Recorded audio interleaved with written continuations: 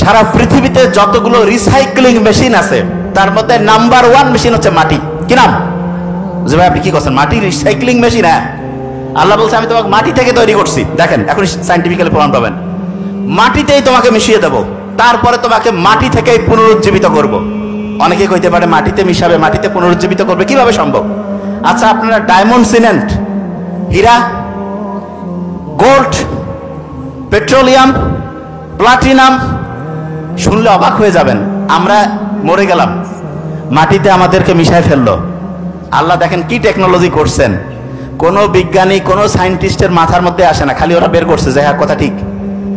যে কাউকে যদি আপনি বিজ্ঞানীদের জিজ্ঞেস করেন যে আচ্ছা এই যে স্বর্ণের টুকরা, তারপরে হচ্ছে যে ডায়মন্ড, প্লাটিনাম, এগুলো কোথা থেকে আসলো?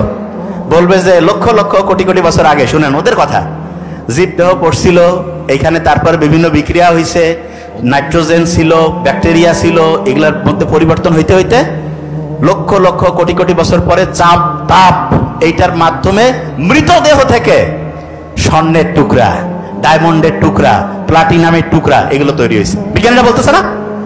তাহলে রিসাইক্লিং মেশিন মানে কি? মনে করেন আমি এই পানির টুকরাটা দিলাম, এটা থেকে একটা খাতা বের হইতে পারে, বিজ্ঞানীরা এরকম আসছে।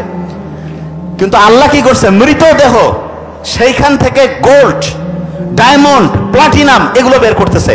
তাহলে কোন রিসাইক্লিং মেশিনটা ভালো? দুনিয়ার এই যে 10 কোটি 50 কোটি টাকা রিসাইক্লিং মেশিন, না মাটি যেটা আছে সেটা? কোনটা? মাটি।